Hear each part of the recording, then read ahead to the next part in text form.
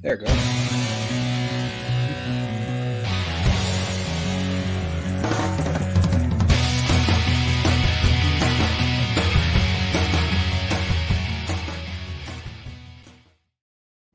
Welcome to the Comic Watchers Show. I'm your host, Matt Meyer. With me, as always, is Nicholas Osborne. Mike Eakins is taking a week off. We hope he'll be back next week. Mike, we miss you. We love you, buddy. Our special guest this week is artist extraordinaire Jamal Yaseem Igle. Jamal, hey, howdy, hey. How are you, sir? I am well. How are you guys? Cold. It's been a little chilly over here. Listen, where is over here for the folks listening? I'm in Brooklyn. So okay. Brooklyn, so yeah. we in Oklahoma are actually getting a shot of that upstate New York, New England kind of nasty air just lingering on us right now. Like we've got a high of 6 coming up on the 5 days. So we're bearing down because we're not used to that here. You know? I can imagine. There's been this has actually been a colder winter than it's been the last couple of years. Like we didn't get a lot of snow last year at all, and which much to my daughter's chagrin. This year we're getting a little bit more. We got hit again last night, so we'll see how things shake out. But I've had a couple mornings though where it was like -8. Yep, we've got a few of those coming up. And all that is to say this is we could be doing far worse than sitting here hanging out with you for the next little bit. Well, I don't know. It's early. It's early and we haven't even started drinking yet. But man, you've been around drawing comics for a good while now, and you are kind of a rock star in certain circles. As just kind of a pro's pro. You've got The Wrong Earth 2 coming out right now from Ahoy Comics, and you got a bit in DC's Infinite Frontier coming out at the beginning of March. I mean, how do you feel about your journey, man? It's been well, I feel like there's kind of been several phases of my journey. So like the last, I would say like 8 years or so have probably been the best. I mean, when you're talking about, as you said, like I'm going on 30 years of working in the industry. But especially like the last, I would say 4 or 5 years, especially just have been like creatively fulfilling, and just on the personal side, with my family and everything. It's been a really good stretch, and I feel like I'm doing some good work. I feel like I've grown a lot over the last like 5 years, especially just with the variety of things that I'm doing and able to do, and things that I'm still learning and trying to learn and trying to teach myself and everything. Right. So would you attribute that growth to the creative partners that you've had, or some sort of personal come to Jesus moment, so to speak, or just a combination of the two? It's definitely a combination of the two. When I initially left DC back in 2012, I was kind of at a crossroads. I had spent the bulk of my career up until that point just kind of considering myself a gun for hire and not as much a creator per se. Mm-hmm.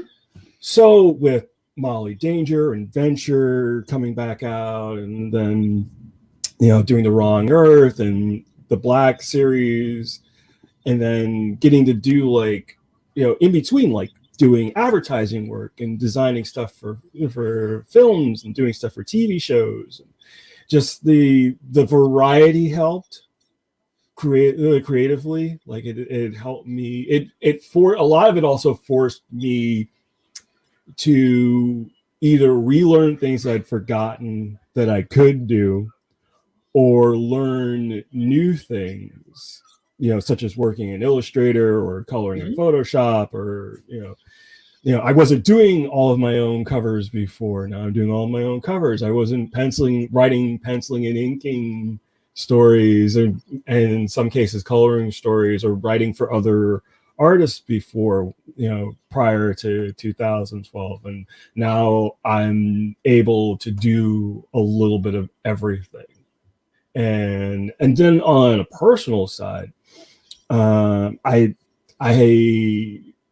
wasn't in the best of condition or health on the personal side. Like, I was really like severely overweight. I wasn't sleeping well.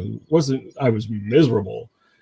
And I had to take, account of my health.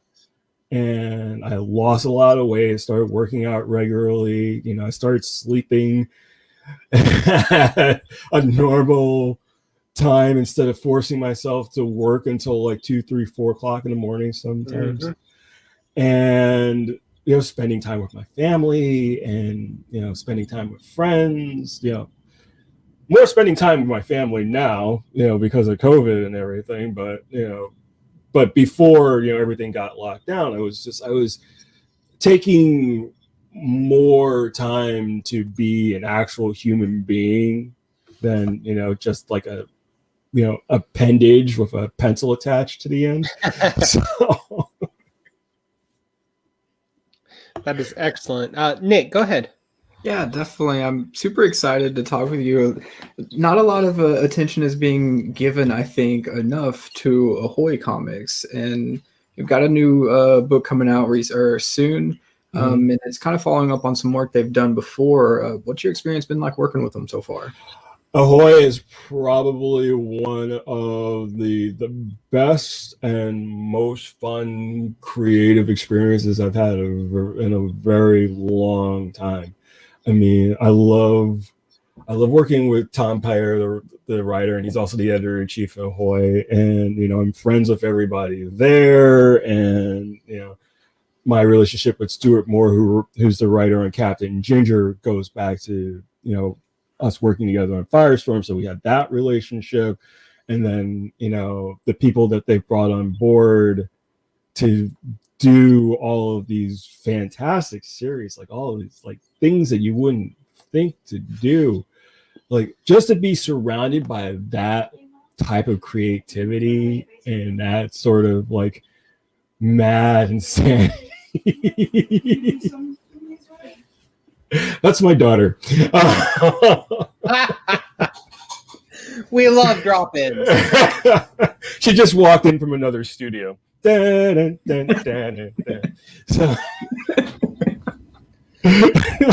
but working with Ahoy it's been great. I mean, I have no complaints about working with those guys. I can't imagine that working at Ahoy would be anything other than sheer fun. I mean, we had Tom Pyre on the show a couple months ago, and I mean, you talk to the guy for 5 minutes, and you can't help but just feel the sheer level of enthusiasm that he has running that company. And it shows in the product. Oh yeah. No, Tom and I we knew people in common, but had never crossed paths before we started working together. And then once we started talking, the first thing that clicked was that we have very similar senses of humor. So, that was automatic. And then like you guys talked to Tom, talking to Tom, like whenever I talk to Tom on the phone, I just laugh because he is just that naturally funny. And again, as far as like creative partners goes, is generous, like just, willing at times to follow my lead and see where things go. And then he's one of those people where, as a fan, like I hadn't realized that he had written some of my favorite runs on like Superman and Legion of Superheroes. And then of course, Our Man and, everything. Just, a fantastic, like an all around fantastic writer. So when Stuart actually was the one who got in touch with me. It's funny because we live pretty close to each other. And one day I was walking by this pie shop that's in my neighborhood, and Stuart is like walking there at the same time. And, we exchanged pleasantries and everything. And he's like, oh yeah, I'm working with this company. Tom Pyre wanted to talk to you. He's got this project. And would you talk to him? So I was like, yeah, of course. I'll talk to Tom Pyre, of course. So we talk, and he pitches me The Wrong Earth. And it's just like, why has nobody ever thought of this? Like, seriously. So for those who may not be familiar with The Wrong Earth and its sequel, can you give a quick synopsis? Sure. So The Wrong Earth is a cross-universal adventure where we follow the exploits of Dragonfly Man and Dragonfly, who are versions of the same hero from completely opposite universes. So where Dragonfly Man, as his name probably would lead people to discover, is sort of a golden age, silver age style superhero, very erstwhile, filled with gadgets and able to get out of impossible situations. He's Batman 66. Yes, he's Batman 66. And then you have his opposite, which is, as I lovingly refer to, as the goddamn Dragonfly. who is a much darker, not evil per se, just tired. He's weary. So he always looks for the most expedient way to get things done. If that means, torching people or shooting them through the head, so be it. So in the first series, they actually end up on each other's Earths, and they have to deal with each other's villains. So while Dragonfly has to put up with the likes of Chef Escargot, the Toreador, and what do we call her? Oh, Granny Oakley. Dragonfly Man has to deal with a much more sadistic version of their nemesis, number one, who in my mind is sort of a cross between Sid Vicious and the MC from Cabaret. And his bondage mask, leather clad team of henchmen. So and so that was the first series. So that's available in trade. And the new series, which is called The Wrong Earth Night and Day, they finally meet. Dragonfly and Dragonfly Man end up on a third Earth, Earth Zeta, where they soon discover that that Earth's version of number one is sending poison and sending pollution and toxins to their respective Earths. And I mean, it goes without saying that this is just such a relentlessly fun idea. And like you said, why has nobody thought of this before? Oh yeah. I mean, and it, you say it was Tom Pyre's brainchild to start with, but then as you got in the mix and you began collaborating, I mean, how much of it really became you and your contributions as well? Oh, a lot of it actually. When we initially started talking, Tom had a kind of like a rough idea of what he wanted to do, like the basic premise. But it's really funny. I was about to go to Japan to visit some friends of mine who were living there at the time. So we were there for a couple of weeks. And while we were there, Tom and I were trading emails. And one of the things about Japanese society is that they use dragonflies as a motif, and dragonflies represent nobility and grace and the warrior spirit. It adorns flags, it adorns samurai armor, it's everywhere. So I'm telling Tom this, and he goes, really? Because in European culture, dragonflies are reviled. They're called like the eye sticker. They're like emissaries of the devil.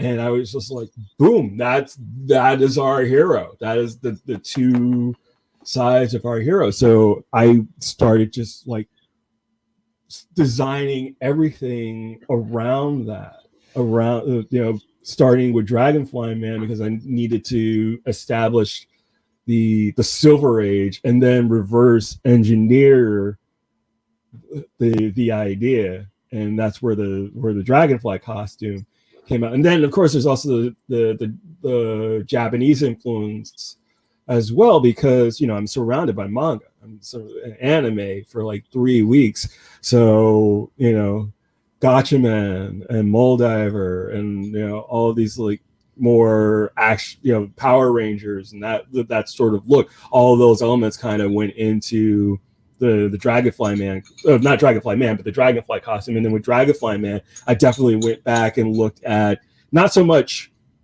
Batman necessarily, but like going back to the Golden Age with characters like Spy Smasher and the original Blue Beetle, and using those as sort of like my base for Dragonfly Man and Stinger. Awesome. Yeah, those are some pretty interesting design choices, and it's great to see how that comes about in a in a cultural exchange like that. How much of that plays into the story?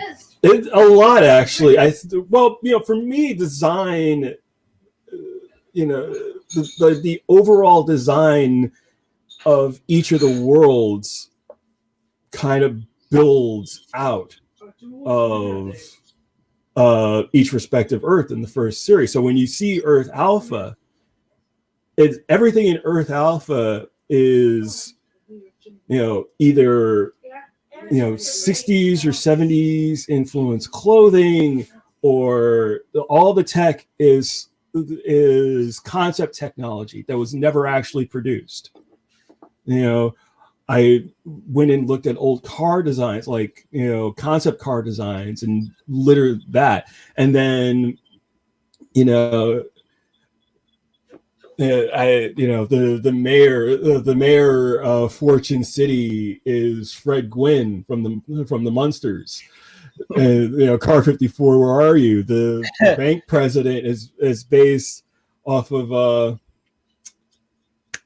I keep forgetting his name. The actor who played King Tut on the old Batman series. Oh, I know who you mean, but I can't think of his name. Victor Buono. Yes. So I use Victor Buono as my base for the bank president. Again, the same thing. There's a villain on Earth Alpha in the first series called Triviac, who's very much that Frank Gorshin Riddler style villain, down to wearing a mortarboard and a gown as a cape with a Latin phrase stitched into the collar that says "Minds move mountains."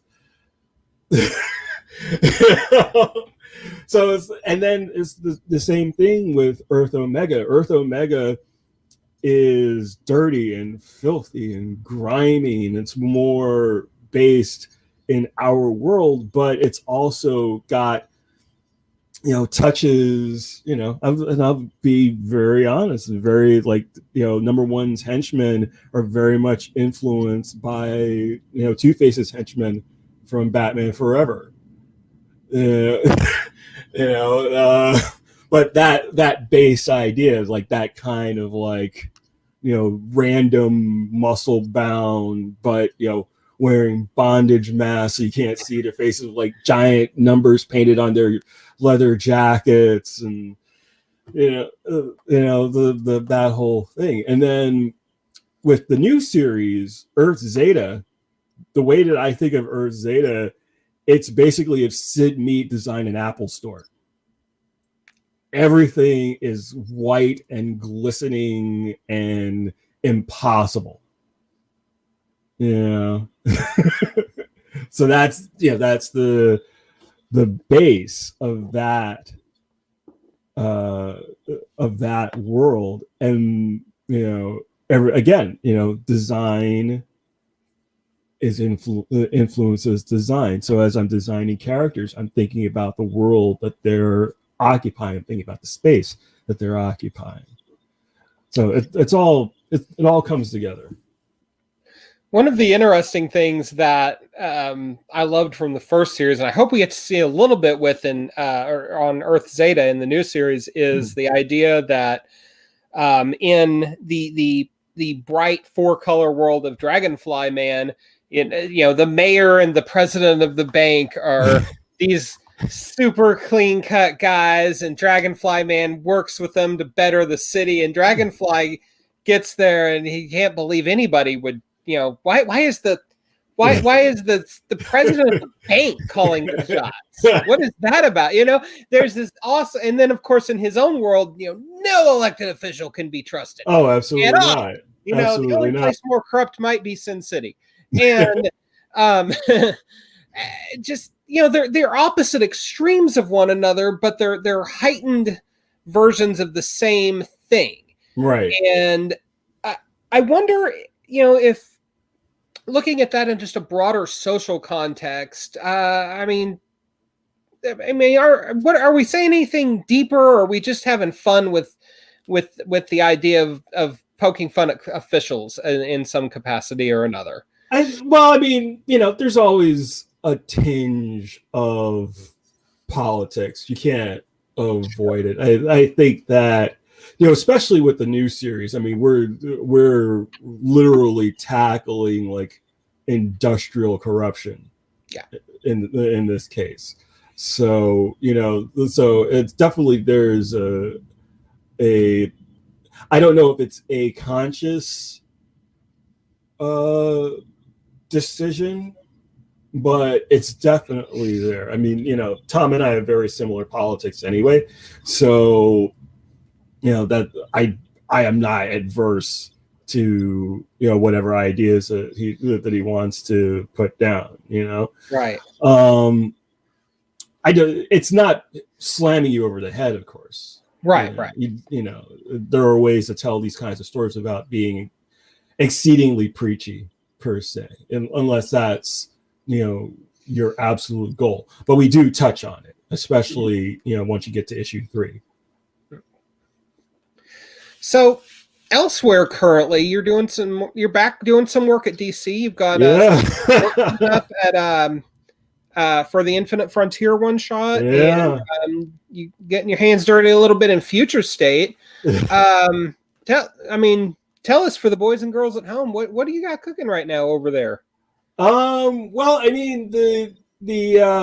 Infinite Frontier story just sort of, I have to backtrack a little bit. So I actually started doing work for DC again towards the beginning of last summer, and the way that came about was they had emailed me and asked me if I wanted to do 3 pages in a book called Teen Titans Go to Camp,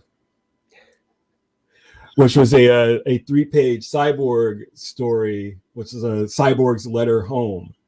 So I'm immediately, I'm thinking, wait, Teen Titans Go to Camp? Are you sure you want me? And they were like, yeah, we want all of the artists to draw these letters home in their style. So they wanted me to do a straight, a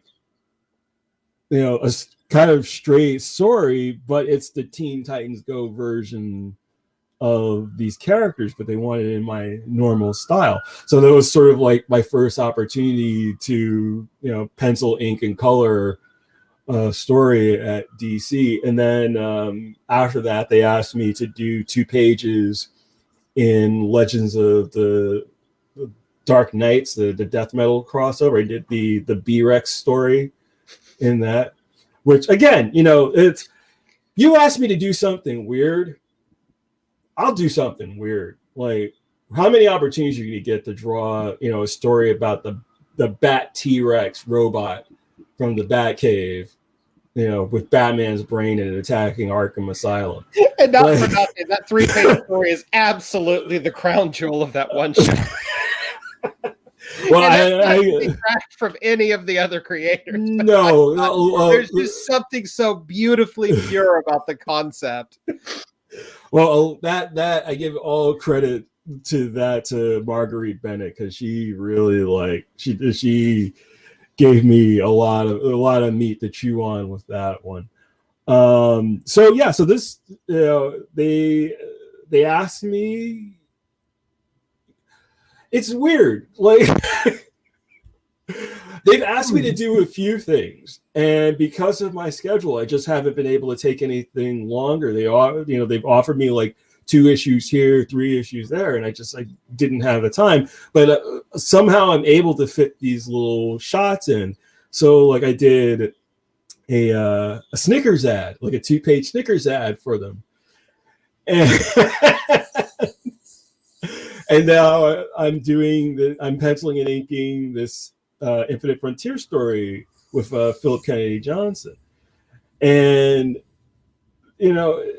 it's nice to be able to play in their pool, especially with the stuff that they're doing now, because I'm really enjoying the future state stuff. Yeah, and possibly there might be more coming up. Nothing concrete right now, but but again, that's all based, like, I'm very much tied up with what I'm doing currently, so it's really a matter of filling stuff in. But it's 7 pages of the issue. It centers on Jonathan Kent, who I guess they've said this, that he's sort of going to be taking over as Superman in Metropolis while Clark is off planet. So it's sort of like not the introduction of him as Superman, but sort of the evaluation of him as Superman, like what he can do. And one of the cool things in the story is I got to design this creature called the Imperial Maw. Excuse me, I'm mixing up my words. The Imperial Maw, who is just basically this mouth on tentacles with like rows of teeth and like stars inside.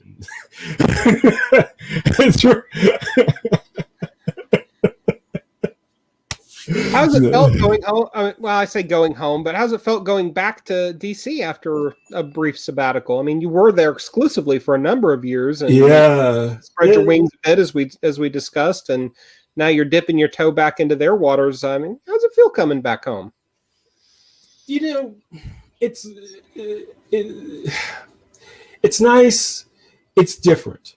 Sure, a lot of different faces behind the scenes. A lot of different faces that a lot of people that I already knew and that I was already familiar with. But then you have a lot of newer names coming in on the creative side who are just absolutely fantastic, and it's nice to see. There's this sort of burst of creative energy that's happening at DC right now. That's very nice to be voices. It's really nice to be a part of, and it's nice to be, as a fan, it's nice to look and see what they're doing and what they're attempting to do, and try to figure out where things are going in certain regards. But there's also the competitive streak in me where it's just sort of like, okay, time for the old man to show these whippersnappers how it's done. I'd really like to pick up on your work in the Infinite Frontier one shot, I guess, or issue 0. It's taking us from future state, which is really exciting, and I would love to see more months of it could just continue, because a lot of these titles, like, I would like to just see keep going. Oh yeah, I think the plan is that they're going to be picking up a lot of the threads that they're doing in Future State and building backwards, like kind of reverse engineering how things got there.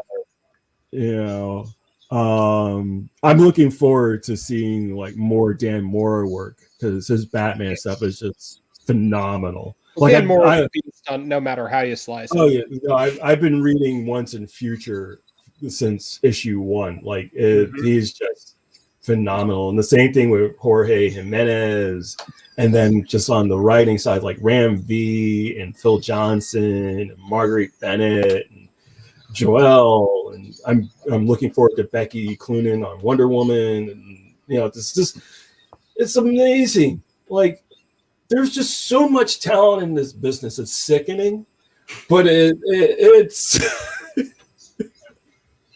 it's great at the same time. It really is. Sure. Yeah.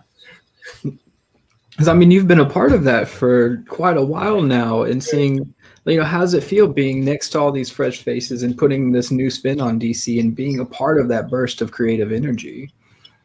It feels good. And it kind of goes back to what I was saying about there sort of being 3 phases of my career so far, where, when I first got in, I didn't know what I was doing. I was playing it by ear, for the most part, and really still in a major growing phase as a creator. And then, I stepped away for a while. I went and I was working in animation. I was, doing storyboards and animation. And I came back and I was at Marvel, and then I was exclusive to DC for 7 years. And I was doing all of this stuff. And that period was different from the first period, because I felt like I had more on the ball.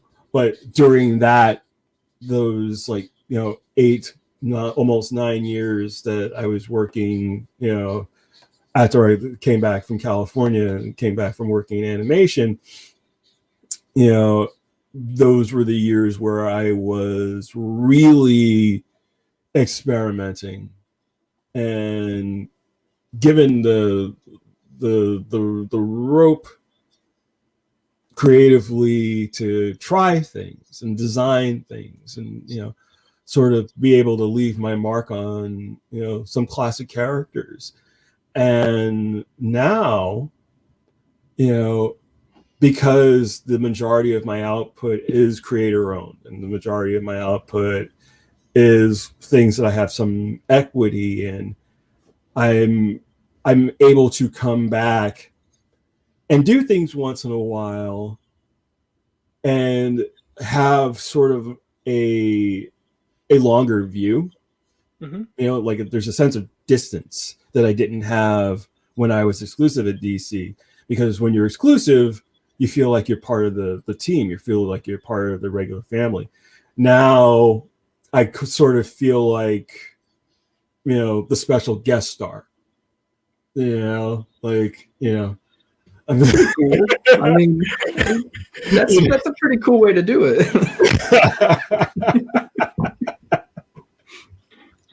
But it's definitely a big moment. I mean, to be a part of right now. This is a major shift at DC that we've seen, and coming off of a kind of a rougher year in general, not even just in comics, but following 2020 is what it was. And I think that it's pretty great to see what DC is doing, but a lot of what we saw, or what a lot of us readers did during the pandemic and during kind of the shutdown of comics, wasn't really dive into the big two. We looked towards indie comics, and we looked towards a lot more creator-owned stuff. And I feel like that is going to carry on, as things pick up and things kind of return to a little bit. There's a more consistent publishing schedule, at least. But I feel like the indie books are sort of what a lot of readers are going to look more towards, and it looks like the industry is shifting more towards that. Oh no, absolutely. But that shift actually started before the pandemic happened. That shift was already starting. I think, as with a lot of things, and it's the same thing with movies and television, whatever changes were going to take place have been accelerated because we were all stuck at home for the most part. Mm-hmm. But I agree with you. I think that the independent scene has been growing slowly, I would say, over like the last 5-6 years, but it's definitely over the last year you're starting to see more people not really so much having the time on their hands, but feeling like this is my moment to do the thing that I've been talking about doing for years and years and years. And if I don't do it now, when am I going to do it? If I don't make that leap now, when am I going to make it? Because I might not have tomorrow. Right. That's just reality. That's just the way it is. It's DC in particular, they're coming off of an extremely long tenure with Dan DiDio. And they've brought in Marie Javins as the editor-in-chief. And Marie is fantastic. You could not have a better champion at DC Comics on your side than Marie. Like, she is really just somebody who was able to come in on day one and steer the ship of state into the next direction. Because what's going on now, especially in terms of what books are being done, and you're starting to see it in Marvel as well. There's a shift in what they are doing. I just saw the new X-Corp book that they announced. Marvel hasn't tried to do anything like that since, I want to say, Damage Control. In terms of a concept.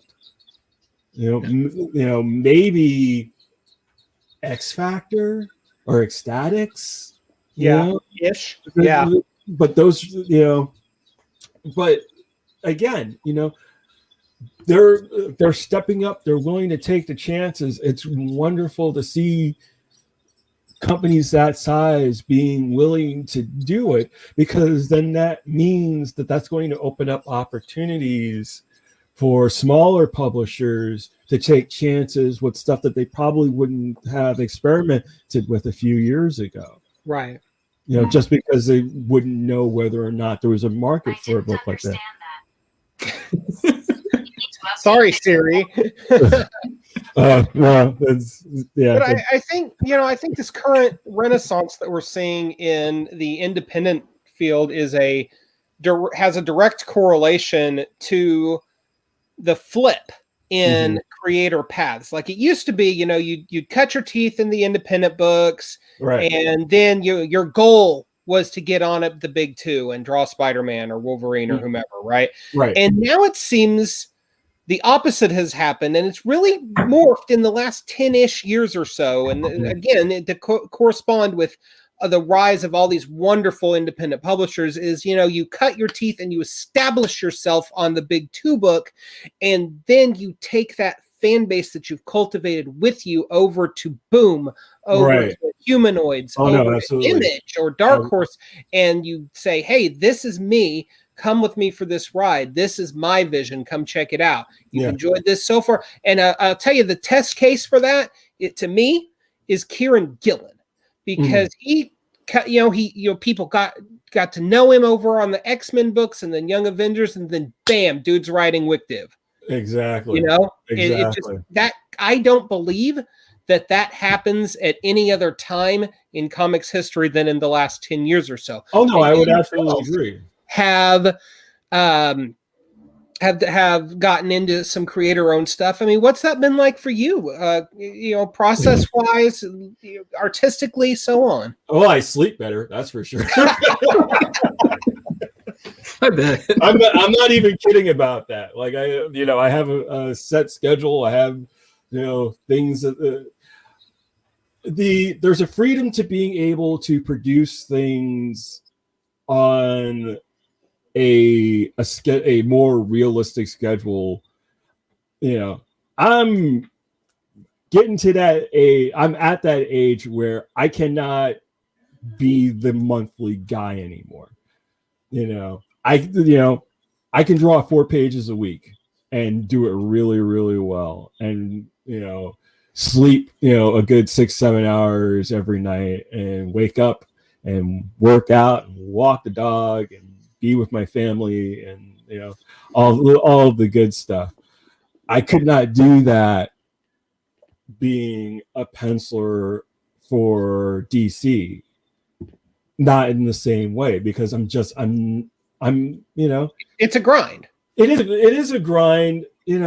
I'm going on 49. I'll be 50.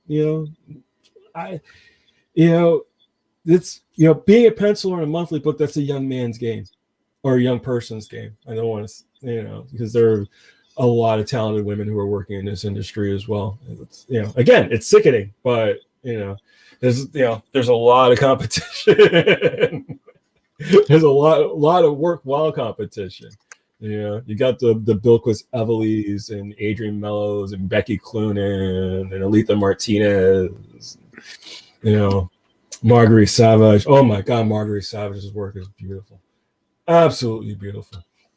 And I've told her this, embarrassingly, but but for me, I sort of feel like this is my opportunity to sort of work out whatever ideas I have in my head for certain characters. And there's something freeing about that, working on The Wrong Earth, for example, whatever weirdo ideas that I've had burning in my back of my head about various versions of Batman over the years, I'm putting into this book. I mean, there's there's a thing in issue 2 of the new series where the Dragon Wagon, which is Dragonfly Man's vehicle of choice, gets flipped upside down. I love that scene so much. And the wheels pop out and flip the car over. And you discover that the reason why the Dragon Wagon is able to do all these things that it can do, like acid proofing or send out drones, is there's a device in the Dragon Wagon called the Dragon Randomizer, which basically creates anything that he needs at any given moment. So again, pure.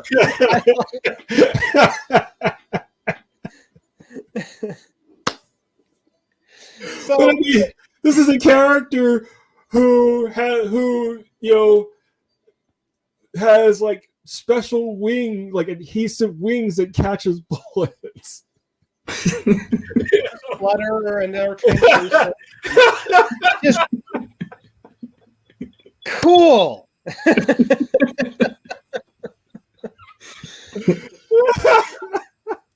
So you mentioned the rising of the next generation of artists, and they're all young and cutting their teeth and grinding it out, and a somewhat symbiotic, and at least you alluded to a somewhat symbiotic relationship where you're looking at them and saying, wow, that's really impressive, and here they are, and they've been weaned on you and your generation's work, and it makes me think a little bit about a post of yours from, I believe it was Facebook, that I read recently about Dennis Cowan. Yes. And how he was such an inspiration to you, but maybe 20 years ago you didn't quite realize it. Oh no, absolutely.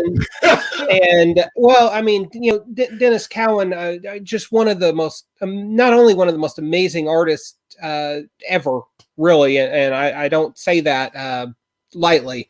Dude is just a brilliant talent, and but historically speaking, so important too, because he was one of the few Black artists getting mainstream work on a consistent basis starting back in the 80s when he began. And I wondered, just looking at your relationship towards him and perhaps with him, do you feel a sort of responsibility to continue that legacy? Yeah, I do in a way. Well, here's my thing. I have always gone out of my way to make sure that I paid things forward. You know, I try to leave myself open up to young people. I used to teach art. I try to leave, conventions, doing portfolio reviews when we were doing conventions and everything, and just in general, like just trying to be a positive influence on younger creators and try to steer them in the right direction. If there were opportunities that came up that I heard about, I would recommend people. I've had assistants that I've worked with that I've help, get work, get a little bit further, point them in the right direction, all sorts of things. I feel a responsibility in that regard because I was very lucky. Being from New York City, at the time, especially growing up in the 80s in New York City, you had, the school that I went to, the High School of Art and Design. We have, some of the best art schools in the country here. It's kind of spoiled, but at the same time, once I started getting into comics as a creator, almost everyone that I ever really encountered were generous with their time, were more than willing to help, especially if you listened, if you paid attention, if you were willing to put in the work, they were willing to work with you. And now the thing about my post about Dennis is, when I was 22, I ended up doing a little bit of work for Milestone, and I did not appreciate what Dennis was trying to do, because when you're 22, you're all ego, because you kind of have to. You kind of have to be. Yeah. You're coming out of a school situation where it's competition, and you kind of have to be all about yourself, or you kind of feel like you have to be all about yourself at that point. Sure. You're 22. You got something to prove at that point. Yeah, absolutely. So I did not appreciate what Dennis was trying to do. Dennis was the one who actually brought me to Milestone. I had bumped into Dennis at a coffee shop in Midtown. I happened to have my portfolio with me. This is really just sort of like this random, meeting. Like I had never met Dennis before. Oh wow! And he just happened to be there, and I just happened to have my portfolio with me. But at that time, I actually ended up gravitating more towards Dwayne McDuffie, than Dennis, just personality wise. A few years ago, when they did the Milestone documentary, mm-hmm. I ended up watching the documentary, and I ended up writing Dennis a letter apologizing for being such a prick.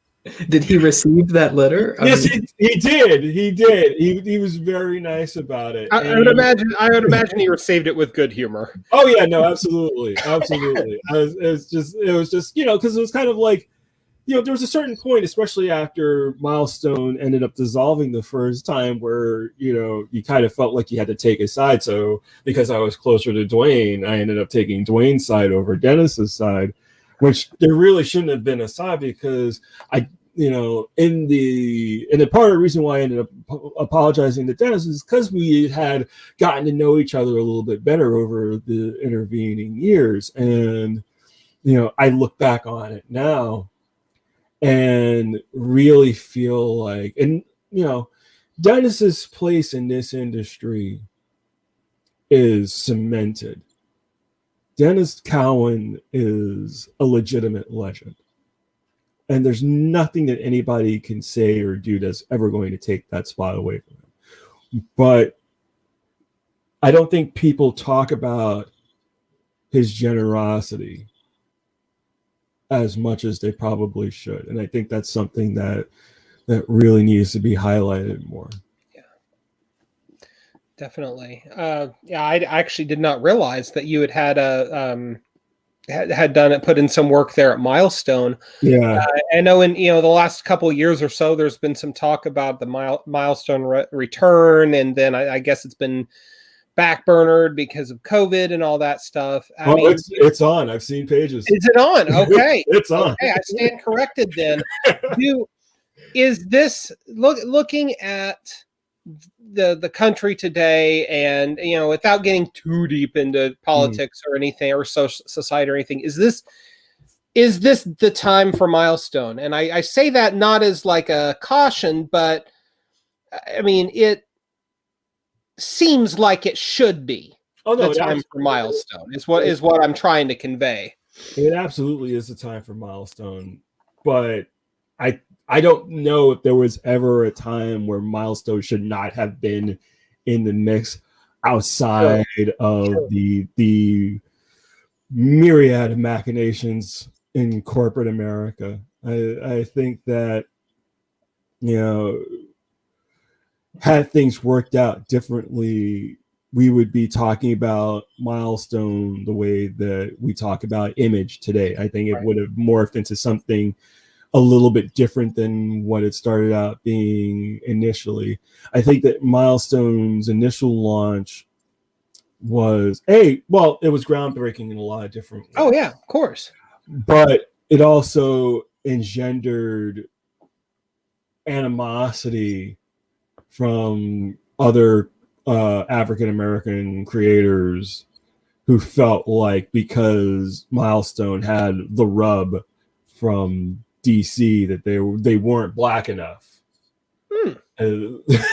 It's a lot of it is water under the bridge. It's not even worth really revisiting that. Sure.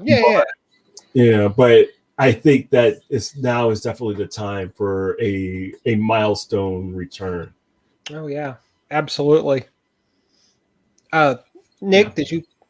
We're closing in on our hour here. Don't want to keep you too long, and a horrible transition, but I would be remiss if I didn't bring up.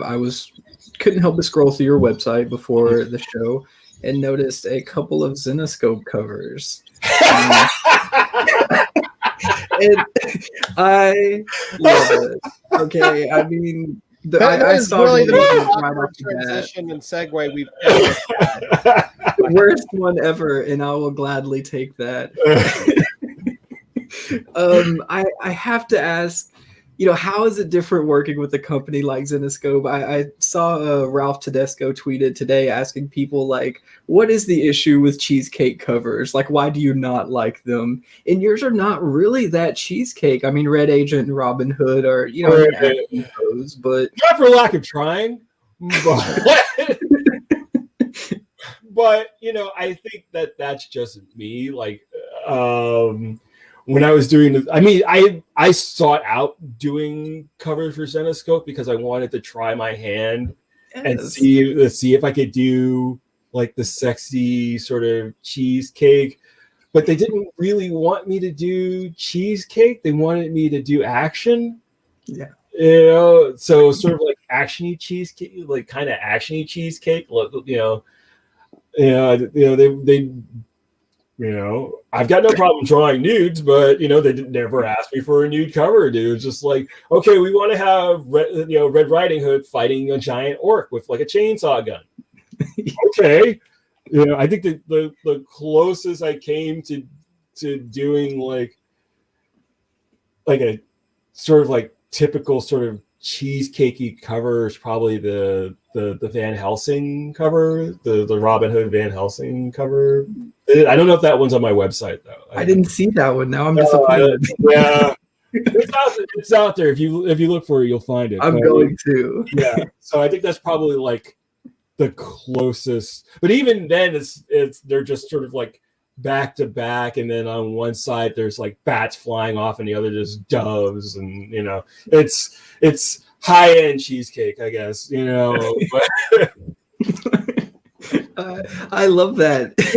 I think that's really cool. And okay, here I actually have a point with this, and I am going somewhere with it because I love that we can have the comics medium tackle a lot of different subjects. Mm-hmm. And I had mentioned this with Tedesco kind of on Twitter, talking about how there's a place for everything in comics, and you've shown such an exceptional ability to kind of navigate all those different places in comics, from having fun to serious work to cheesecake covers. Right. And I think that's an outstanding place to be in the comics industry, especially as one that's always so evolving and always under a constant state of change. And do you feel like this has played to your favor, or do you feel like it's kind of hindered any opportunities for you? No, I don't think it's really hindered any opportunities for me. I actually, just the opposite.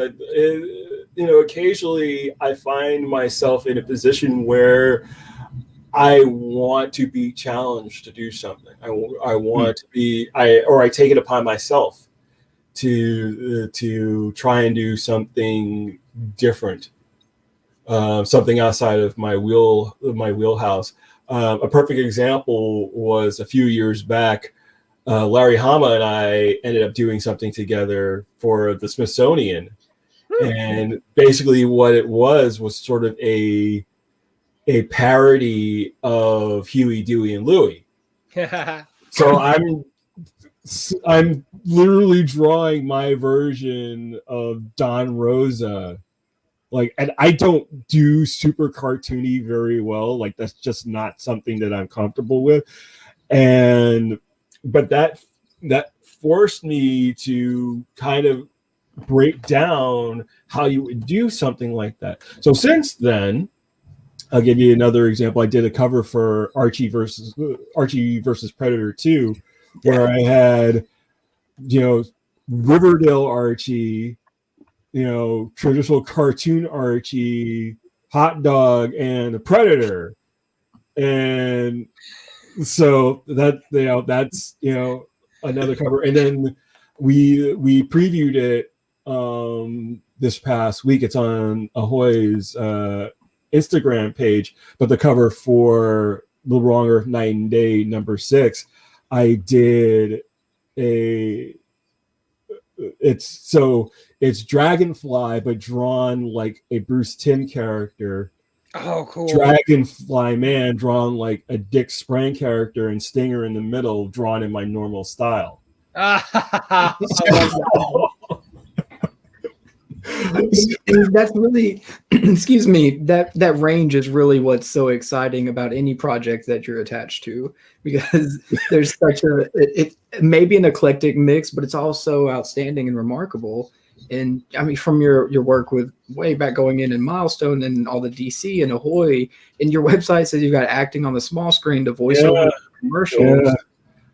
You do tend to seek out a challenge, and a cheesecake Xenoscope cover is a challenge. It is. It's very, you know what? It's one of those things where, my natural inclination as an artist is to be much more naturalistic, and I typically don't draw, women with their butts jutting out and their breasts like, pushing forward, wearing like, a herringbone corset and stuff like that. But every so often you want to challenge yourself. Every so often you want to try and do something that outside of what you normally think that you could do. And that led to me being able to do other things. That led me to be, So it's always about the challenge for me. It really is. I love that. And what's the next challenge for you after doing so much? What's on the future? What's in the future? Oh Lord, I don't know. Like these days, it really is like It's more about living one day at a time, and getting things done. Getting leaving myself open to possibility. Um, I don't know. Every so often, I think about starting a podcast, but then my wife would kill me.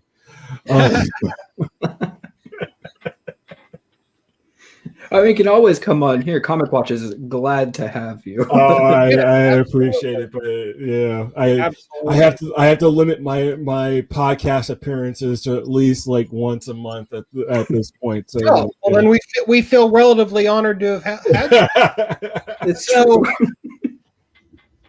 so I mean, looking ahead, and I just based on your experiences, where do you see not only the industry headed in general, but with so many more diverse voices being represented behind the scenes? I mean, what are your thoughts on where we're headed as an industry? Well, I think the big thing is going to be format more than anything else. I think as we're still going to have single issues, but I think a lot of that is within like the next, I would say 5 or 10 years, a lot of that is going to probably end up being digital first more than anything else. I think that the comic shops that remain will probably focus on a few single issues, but it'll be primarily trade paperbacks and hardcovers, because that's where things are going. But that writing, like I said earlier in the conversation, that writing's sort of been on the wall for a very long time. It's just things are accelerating. There was a story recently, I think it was either Bleeding Cool or ICV2, where they said that adult graphic novel sales had actually doubled during the pandemic. So I feel like that, coupled with the new, and in some cases not even new voices, but more diverse voices that are already in the industry, trying new things, doing new types of books, an expansion of genres, as you have more mainstream publishers coming in and doing graphic novels and more YA, you're going to get that a much broader line of books than at least here. Like if you go to Europe or you go to Japan, it's a much, you're going to get comics about everything, and covering every single genre. We don't have that as much, or at least we have a lot of it, but it hasn't previously gotten the play that I think it's going to get, because we have this expansion of trades and graphic novels. Absolutely. And we're one final build on that, and then we'll have to go. But where do you see yourself in all of that?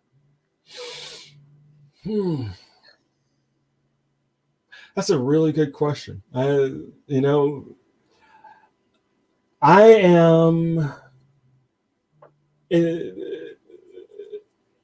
where everything is going. I am a creator, I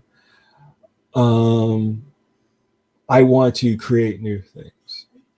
I don't mind doing work for other companies and working on corporately created characters, but ultimately the bulk of what I want to do is creating my own properties and creating my own characters and being involved with things that excite me, the things that really just make me wake up in the morning and make me happy to look at my desk and want to sit down and draw. And that's been my life for the last 8 years, is living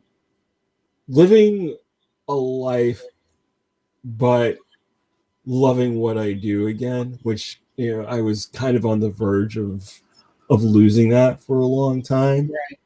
And I sort of rediscovered that over the last few years. So that's where I am. That's where I would like to be. Just continuing on the path of building, the Jamal Igle library of concepts. Successful, unsuccessful, we'll see. Hey, you at this point, you have got absolutely nothing left to prove. So thank you for all your contributions and stellar work for the medium. And thank you for hanging out with us for this hour and change. Thanks to our sponsors, Frankie's Comics, Carson's Corner, and Lemon Juice Comics. I am Matt. This is Nick. Our guest this week on the Comic Watcher Show has been Mr. Jamal Igle. Thank you all so much for listening. Support your LCS, read something, and be good to one another. Thank you so much. We'll see you next week with Dave Sharp as our guest.